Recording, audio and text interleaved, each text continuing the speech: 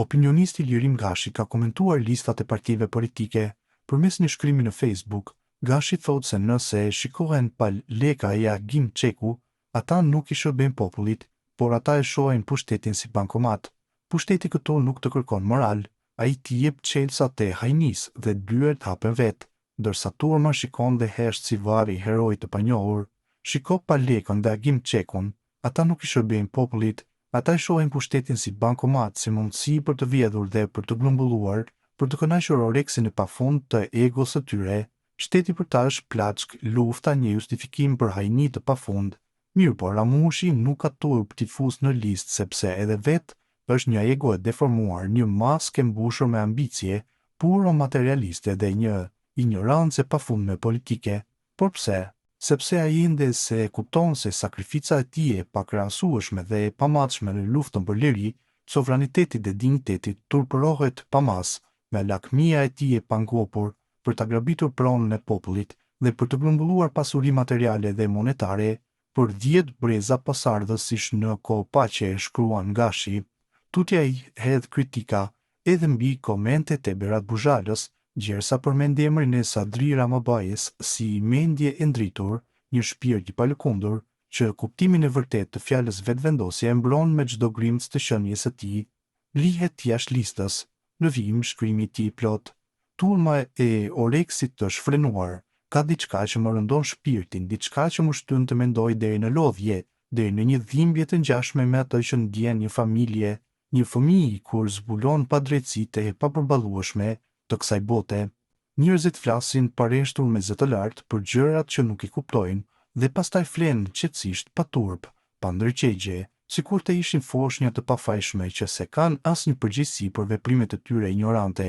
E unë sikur të isha si ata, do të rrija i heshtur në qoshe në kafenen time të zakonshme, me birrën në dorë, duke shikuar botën me sytë e një burri të lodhur dhe të turpëruar, sepse ndërgjegja ime e grisur nuk do të më lejonte të qëndroja indiferent, duke e parë veten si turist budalla në postin që do të meritonte një i çmendur. Shumë më i vlefshëm.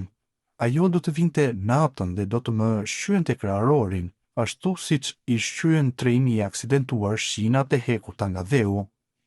Por këtu nuk ka turp. Jo, këtu nuk ka kurfar turpi. Këtu çdo idiot është ekspert dhe më e keqja, të gjithë kanë oreks. Oreks për pushtet, për mikrofon, për para të shpejta, për plona të vjedhura, për diploma të falsifikuara, për tendera të montuar, për hajni të legalizuar. Pushteti këtu nuk kërkon moral. Ai t'i jep çelësat e hajnis dhe dyert hapen vetë, ndërsa turma shikon dhe hesht si vari i herojit të panjohur. Shiko pa lekën dhe Agim Çekun, ata nuk i shërbejnë popullit. Ata e shohin pushtetin si bankomat, si mundësi për të vjedhur, për të grumbulluar, për të kënaqur oreksin e pafund të egos së tyre. Shteti për ta është plaçk, lufta një justifikim për hajni të pafundme.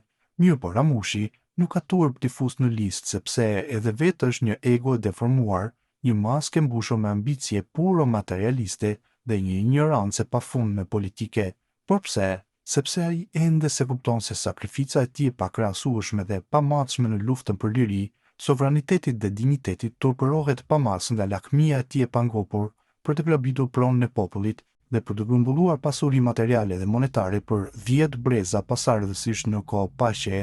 Dhe pastaj shfaqet Berat Buzhala duke folur për Rugovën, për moralin politik, për trashëgiminë e kombit, por mendja ime e lodhur dhe e hidhëruar kupton me njëherë se ky njeri nuk ka pasur kur ndërgjegje, ai nuk ligjëron, ai shitet.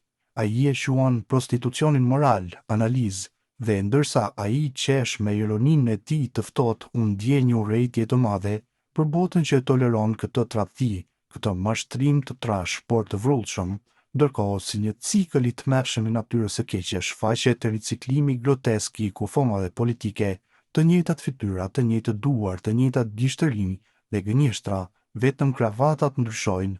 Në këtë skenë groteske brenda PDK, LDK-AK, duket si një varrezë politike e të gjithë vlerave njerëzore, kombëtare dhe universale, që hapet çdo 4 vjet për t'u rikthyer në pushtet, duke i lyer kufomat e saj politik me krem, duke i dezinfektuar me parfum dhe duke u munduar t'i shes si vlerë me përvojë.